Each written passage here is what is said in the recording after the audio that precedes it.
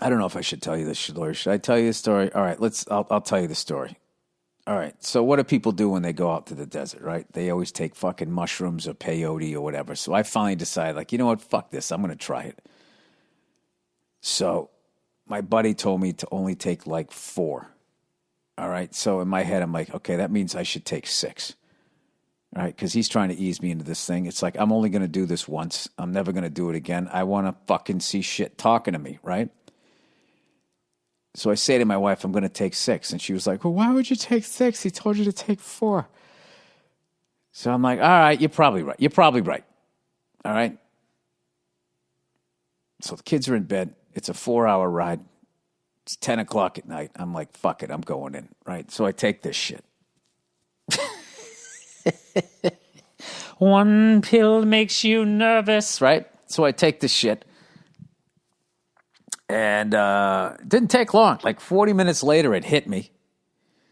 And it just kind of felt like I ate like a fucking pot cookie or something. And I don't know.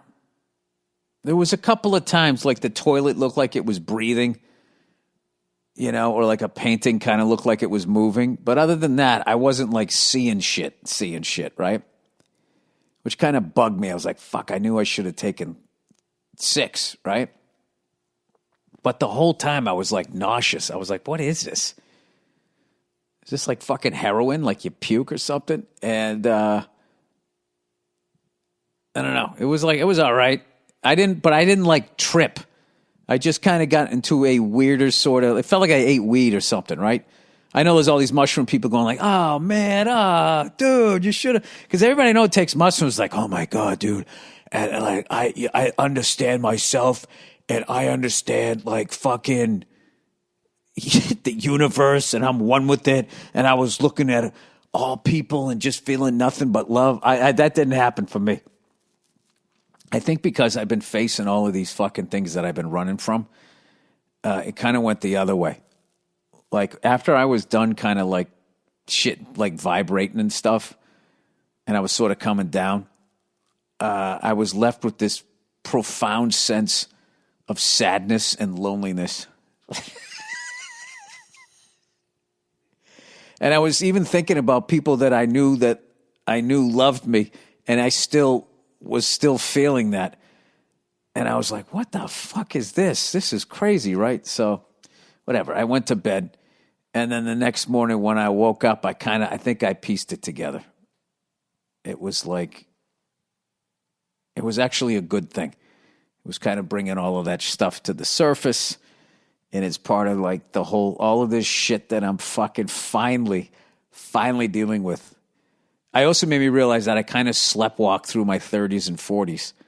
All I was doing was trying to achieve shit because really that's why I got into this business was I'm going to do shit that's going to make people laugh, and then people are going to stop fucking with me. I swear to God.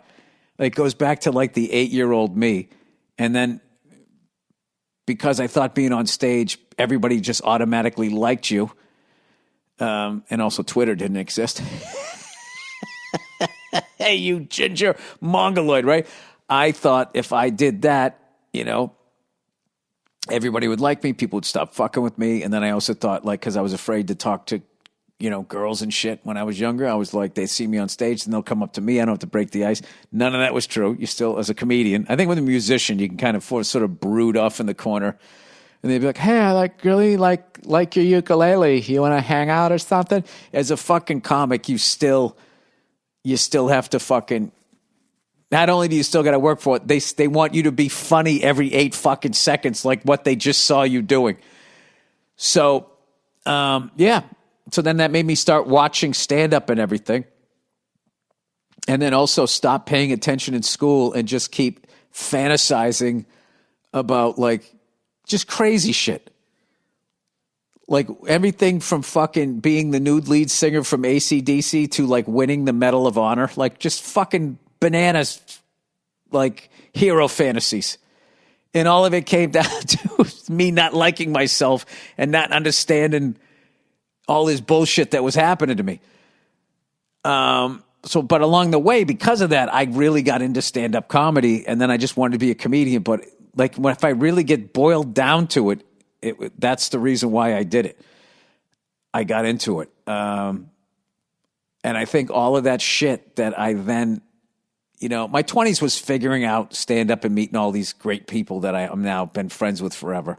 But my 30s and 40s, I just fucking,